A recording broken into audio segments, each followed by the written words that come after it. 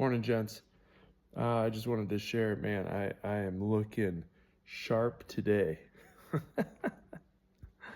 Happy Mother's Day to your families. Excited for our meeting in a couple weeks. Just wanted to share. I've been diving into the book of Titus.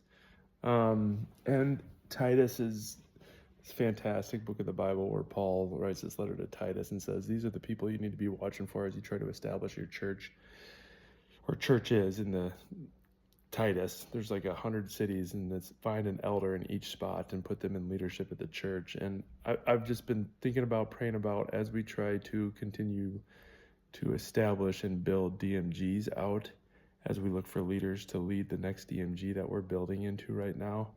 Paul has a lot to say to Titus about shepherding and about leading these spaces, as we continue to define what it means to really shepherd a DMG, with the purpose of sending them off to go and shepherd their own DMGs.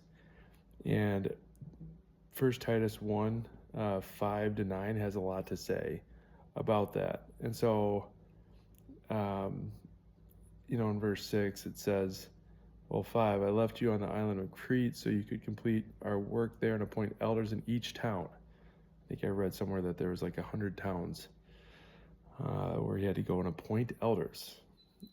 Based upon the Holy Spirit moving, just go appoint elders and then circle back with them.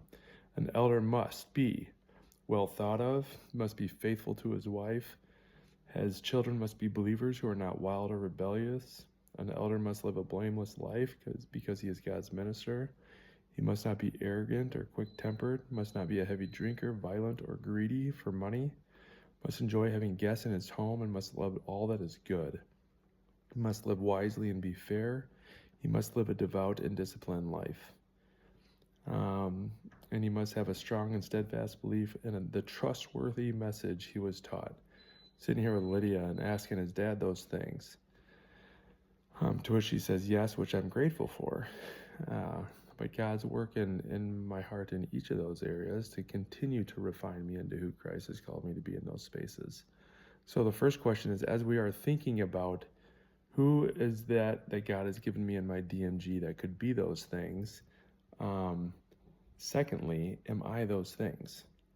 That's a sobering question.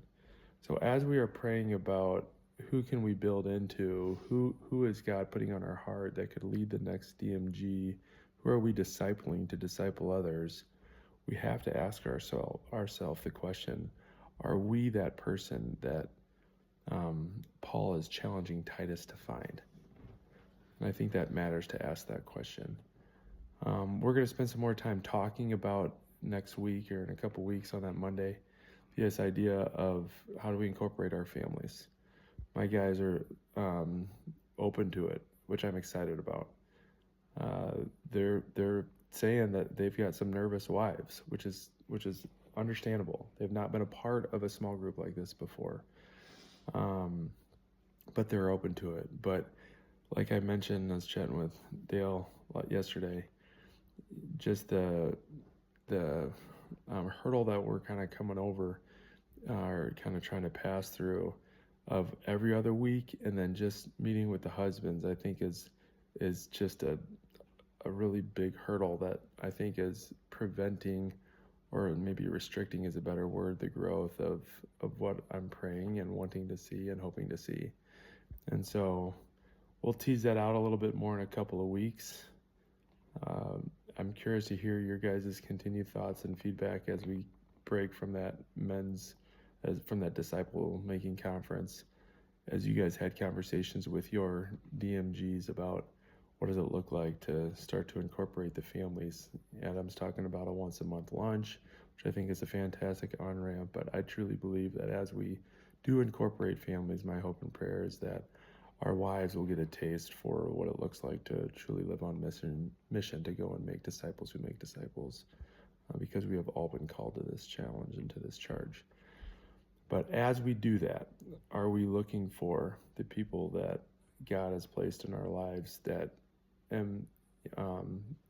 embody 1 Titus 5-9, 1 Titus chapter 1, 5-9, and as important, maybe probably more important, are we that person described in 1 Titus chapter 1, 5-9. Anyway, I love you guys. I'm praying for you. Excited to meet with you in the coming couple of weeks. Have a fantastic Mother's Day. Celebrate that mama that you're married to and celebrate that mama that you've got. Appreciate you, boys.